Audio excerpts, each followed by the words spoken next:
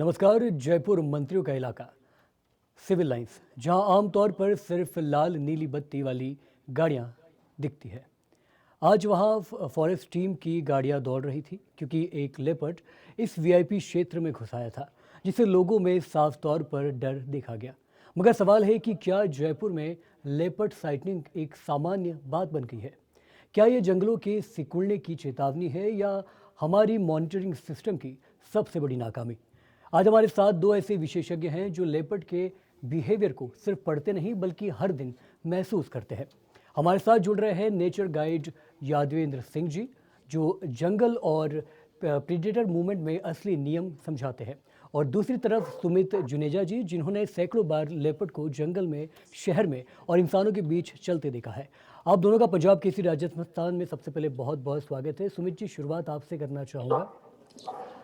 जयपुर में इस तरह की घटनाएं आमतौर पर लगातार बढ़ती जा रही है, क्या कुछ कहना चाहेंगे? देखिए, मेरा कहना यह है कि जयपुर और इसके चारों तरफ अरावली रेंजेस है और लेपर्ड की स्थायी यहाँ पर स्थायी आबादी है। तो और दूसरी बात यह है कि जयपुर को अभी बड़ा अर्बन लेपर्ड लैंडस्केप के रूप में भी देखा जा रहा है। जंगल और शहर आप मतलब बहुत नजदीक है, इसलिए तेंदुए आबादी में जो आ जाते हैं वो स्वाभाविक है, लेकिन ये कोई खतरा नहीं है बल्कि एक प्रबंधनीय स्थिति है। अगर इसको वैज्ञानिक और व्यवहारिक समाधान सभी तरीके से लागू किया जाए, उसको सही तरीके से लागू किया जाए, अगर व्यवहारिक जो इसका जो समाधान है और वैज्ञानिक समाधान है उसको सही तरीके से करते हैं तो ये कोई खतरा नहीं है। मेरा कहना यह है कि अगर लेपर्ड्स आज जंगलों से आबादी में आ रहे हैं तो उसके पीछे सबसे बड़ा रीजन ये है कि आज यहाँ की जो कचरा प्रबंधन, जो सरकार के द्वारा जो कचरे के जो प्रबंधन जो नीतियां हैं उनको थोड़ा सा सही करना चाहिए। क्योंकि आजकल देखा जा रहा है, अभी लेटेस्ट एक उदयपुर से एक फोटोग्राफ बड़ा मतलब वायरल हो रहा है कि एक कचरे के अंदर लेपर्ड्स जो हैं वो रेगुलर घूम रहे हैं। मतलब उस कचरे के अंदर आप जो है जो शव जो होते हैं उनको डाल दिया जाता है, और वो जो है इस तरीके की जो चीजें डाल दी जाती हैं कचरे के अंदर, तो वो किसी भी जंगली जानवर को आकर्षित करती है शहर में आने के लिए। तो ऐसी चीजों पे कम से कम रोक लगाई जाए, मेरा ये मानना है। जी, यादवेंद्र जी हमारे साथ जुड़ रहे हैं, नेचुरलिस्ट हैं, तमाम सारे इस मुद्दे पे तफसील से जानकारी रखते हैं, देते हैं।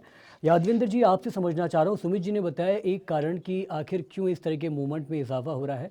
आपके ज़रिए समझना चाहता हूँ कि क्या आखिर कारण रहता है। आखिर जब इस तरीके के जानवर या वन्य जीव जब शहर में घुसते हैं तो क्यों, किसकी तलाश में घुसते हैं? क्या पानी की आवश्यकता होती है या खाने की आवश्यकता होती है या सिर्फ ये एक नॉर्मल मूवमेंट होता है?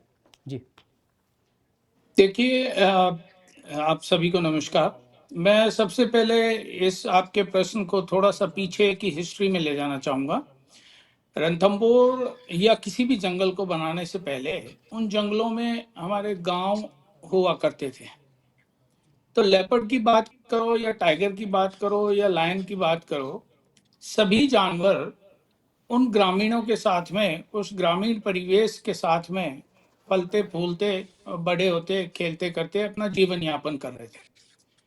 लिहाजा पॉपुलेशन ब्लास्ट के बाद में, क्योंकि जब 1976 से 79 के बीच में रणथंभौर से भी गांवों को बाहर निकाला गया, तो ये जो पॉपुलेशन ब्लास्ट हमारी पॉपुलेशन में हुआ है, जनसंख्या में हुआ है इंडिया में, उसके बाद हमने ज्यादातर जो भी लैंड थी वो एक्वायर कर ली। अब ये जो जानवर है ये सॉलिटरी एनिमल होते हैं। सॉलिटरी एनिमल होने की वजह से ये टेरिटोरियल्स भी होते हैं, टेरिटरीज को डिफेंड करते हैं। टेरिटरीज, अब आइए आपके मुख्य मुद्दे के ऊपर। टेरिटरीज जो है वो बनाई जाती है उस इलाके में मौजूद भोजन की मात्रा और पीने के पानी के पर्याप्त स्रोत। जब इन दोनों में कहीं पर थोड़ी सी भी जी, माफ़ कीजिएगा, आपकी आवाज़ शायद किसी तकनीकी कारणों की वजह से हट गई है। लेकिन सुमित जी, यादवेंद्र जी ने काफ़ी ज़्यादा महत्वपूर्ण बात यहाँ रखी है कि एक निर्धारित इसका इतिहास रहा है। आपको क्या लगता है, क्या जो इस तरीके के मूवमेंट होते हैं वन्य जीवों का, वो फिक्स्ड मूवमेंट होता है, उनका रूट फिक्स्ड होता है क्या सर?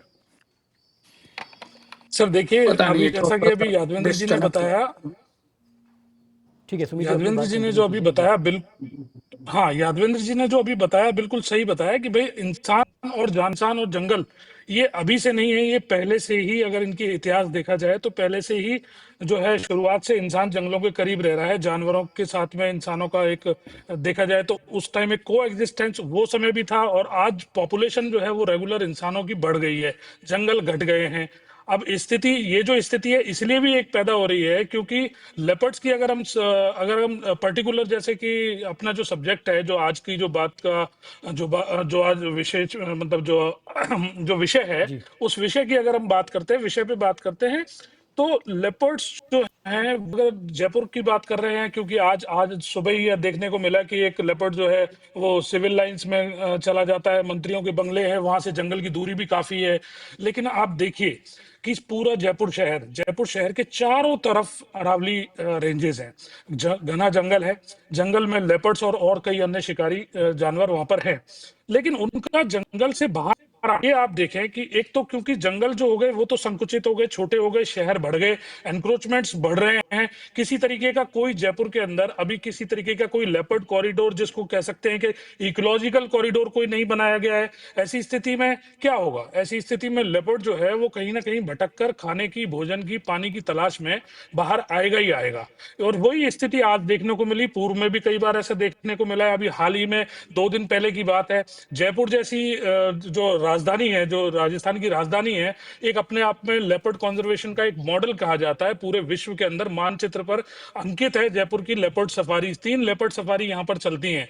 उसके बावजूद नाहरगढ़ वाइल्ड लाइफ अभ्यारण्य क्षेत्र के जलमहल के पास में गुर्जर घाटी में एक लेपर्ड, बीमार लेपर्ड जो है वो कहीं से भटक कर आबादी में आता है। आबादी में आने के बाद में लोग उसके साथ में वीडियो खींचते हैं, चाय पीते हैं, पार्टी करते हैं। पार्टी करने के बाद में उसको लाठियों से मार दिया जाता है, जिसमें बताया जाता है कि सर की हड्डी टूट गई, पसलियां टूट गई, इतनी बेरहमी से लोग उसको मार देते हैं। तो ये चीज जो कॉन्फ्लिक्ट हो रहे हैं, ये कॉन्फ्लिक्ट होने का सबसे बड़ा रीजन ये है कि आबादी वाकई बढ़ गई है, और साथ ही साथ लोगों ने जंगलों में एनक्रोचमेंट्स कर लिए हैं। कोई ध्यान जी। नहीं दिया जा रहा है जंगल की बिल्कुल बाउंड्री पे, जहां पे एक तरफ इको सेंसिटिव जोन का हवाला दिया जाता है, वाइल्ड लाइफ सेंचुरी का हवाला दिया जाता है, फिर भी 50-50 मीटर पे, इवन मतलब जंगल के टच में भी, मतलब अगर जहां पर बिल्कुल प्रतिबंधित है, प्रतिबंधित क्षेत्र में कैसे जी। कोई एक्टिविटी या किस तरीके की मतलब कंस्ट्रक्शन अलाउ हो सकते हैं। मतलब इन ये सब चीजें हो रही हैं, इसलिए भी बहुत फर्क पड़ रहा है। एनिमल जो है रेगुलर बाहर आ रहा है। बिल्कुल बिल्कुल और सुमित जी। आबादी, अगर दूसरी चीज, अगर अर्बन एरिया में अगर अपन बात करें तो कुत्तों की आबादी बढ़ गई है। कुत्तों के ऊपर किसी तरीके का कोई नियंत्रण नहीं किया जा रहा, आवारा बिल्कुल, कुत्तों की स्वाभाविक रूप नसबंदी से कर अमित देना जी आपने चाहिए। काफ़ी उन ज़्यादा महत्वपूर्ण बातें की, कई सारे महत्वपूर्ण बिंदु आपने सामने रखे, जिसमें न सिर्फ अतिक्रमण का जिक्र किया है, बल्कि जो लापरवाही हमारे द्वारा, हमारे प्रशासन द्वारा की जा रही है, उसको भी आपने काफ़ी बखूबी उठाया है। यादवेंद्र जी, मैं आपसे समझना चाहता हूँ, जब इस तरह के वन्य जीव शहर में प्रवेश करते हैं, तो उनका जो बिहेवियरल चेंजेस होते हैं वो क्या होते हैं? क्या वो एग्रेसिव हो जाते हैं? क्या वो सर्च स्टाइल में रहते हैं, किसी चीज़ की तलाश में रहते हैं? मतलब क्या होता है उनके बिहेवियर में, किस तरीके का बदलाव आता है? जी यादवेंद्र जी। देखिए, जब भी कोई भी जानवर, कोई भी जंगली जानवर अपने परिवेश से बाहर निकलता है, तो मेनली दो चीज के लिए निकलता है। नंबर एक, खाने के लिए, खाने की तलाश में। नंबर दो, पानी की तलाश में। जब आपके जंगल में एनक्रोचमेंट होता जाएगा, और जिस जंगल के अंदर जो नेचुरल वाटर रिसोर्सेज हैं, उनमें पानी का आना लगभग बंद होता जाएगा, तो वो पानी भी धीरे धीरे जंगली आवासीय क्षेत्रों में खत्म होता जाएगा। तो मेनली गर्मियों में ये ज़्यादा इंसिडेंट्स, ये घटनाएं होती है, क्योंकि पानी की कमी मेनली पाई जाती है। हालांकि वन विभाग जगह जगह मैन मेड वाटर होल्स बना रहा है, और जगह जगह उनको डेली बेसिस के ऊपर भी भरा जाता है, मगर उसके बावजूद भी उनका एरिया जो है भोजन की तलाश में, उनकी जो टेरिटरी है वो भोजन कम होता जा रहा है, तो वो बढ़ती जाती है। भोजन की तलाश में और पानी की तलाश में ही निर्भर करती है कि कौन सा जानवर कितने बड़े इलाके में रहेगा या सरवाइव कर पाएगा।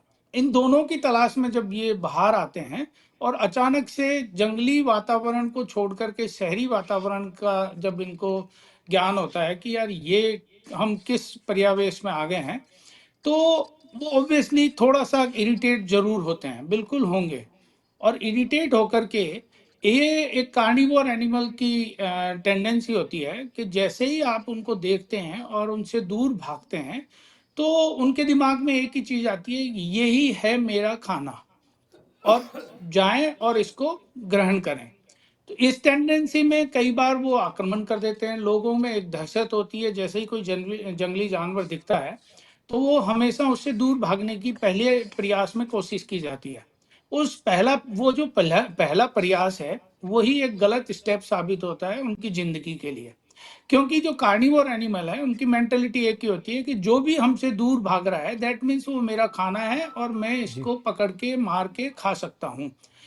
तीसरी बात, जब हम धीरे धीरे एनक्रोचमेंट करते जाएंगे, उस पर कोई कंट्रोल नहीं होगा, क्योंकि जी जैसे जैसे पॉपुलेशन ब्लास्ट हो रही है, जगह की कमी तो हो ही रही है, और लोग जो वातावरण है, जंगली वातावरण, उसको धीरे धीरे खत्म कर रहे हैं। उसकी वजह दूसरी भी है कि आसपास जितने भी जंगलों के आसपास जितने भी आवासीय क्षेत्र है, वहां से जो भी साउंड आता है उससे भी डिस्टरबेंस होता है, क्योंकि जी, ये स्वाभाविक रूप कार्निवोर से एनिमल यादवेंद्र जी काफी मुझे लगता सेंसिटिव है होते हैं। आपसे और सुमित जी से बात करके जो जितना हम समझ पाए हैं उसका मतलब है कि एक पहलू नहीं है, इस पूरे घटनाक्रम के कई सारे पहलू हैं, कई सारे बिंदु हैं जिन पर प्रशासनिक स्तर पर और सरकारी स्तर पर ध्यान देने की ज़रूरत है, आवश्यकता है, और ख़ास तौर पर जो आम जनता है उनको भी सचेत रहने की आवश्यकता है। आप दोनों का बहुत बहुत शुक्रिया पंजाब केसरी राजस्थान से बात करने के लिए। ये ऐसा महत्वपूर्ण मुद्दा था जिस पर आप जैसे एक्सपर्ट्स के ज़रिए, उनके वक्तव्यों के ज़रिए तमाम तरीके की बात होना काफ़ी तौर पे ज़रूरी था।